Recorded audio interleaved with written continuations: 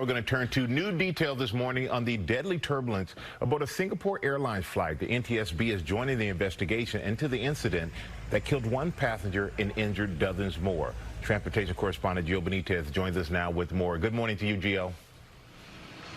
Hey, Michael, good morning. Yeah, truly tragic incident. And we're talking here about something called clear air turbulence. That's what it appears to be. That's when the weather is nice and smooth. People feel safe to stand up. They take off their seatbelts. But then instantly, with little notice, we've got mayhem.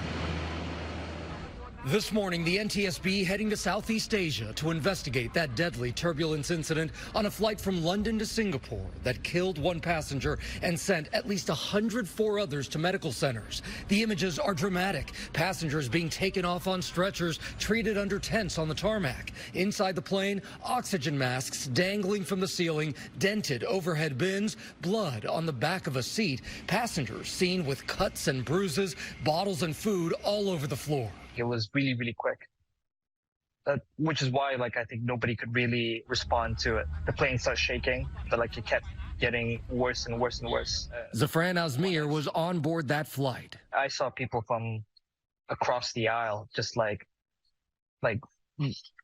going completely horizontal, hitting the ceiling and landing back down in, really awkward positions. People, getting massive gashes in their head. Concussions. Andrew Davies also on board. The worst thing I saw was two people, obviously apart from the gentleman who lost his life, the two people who had very severe lacerations on the top of their head. There was a lady screaming in pain with her blood back. Among the 211 passengers and 18 crew members, 4 Americans. The CEO for Singapore Airlines speaking out overnight, saying they're cooperating with the investigation. We are very sorry for the traumatic experience that everyone on board SQ321 went through.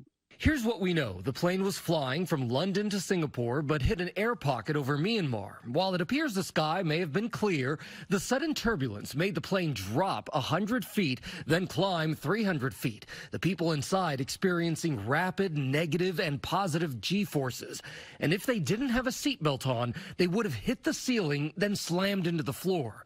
The plane making an emergency landing in Bangkok. As of now, most commercial airplanes have no way to detect this kind of clear air turbulence. We believe that the weather was fairly good.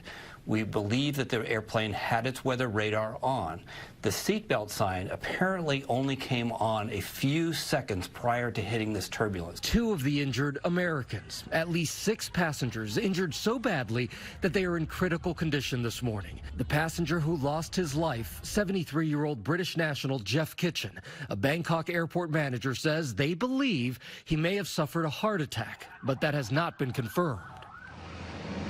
And we, of course, are thinking of his family. And again, the American NTSB will now join in on this investigation. But now so many people have incidents like these on their minds because there are so many people traveling right now, Rob. And as Americans gear up for the big holiday travel weekend, Gio, how are some of the busiest airports in the country, like where you are there in Chicago, how are they preparing? Yeah, that's right, Robin. So United brought us onto the tarmac here at Chicago O'Hare. This plane's going to Orlando. That's one of the top destinations this year for Memorial Day. We're talking about 4,400 flights a day just from United. That's 3 flights taking off every single minute. Tomorrow's going to be the busiest before the holiday, 53,000 flights. Then you're looking at Friday, 50,000 flights. So these airports are going to be really packed. Make sure you come here early and make sure that you get the airlines app on your phone so that you can make any quick changes that you need to make there, Michael. All right, Gio, thank you. In other words,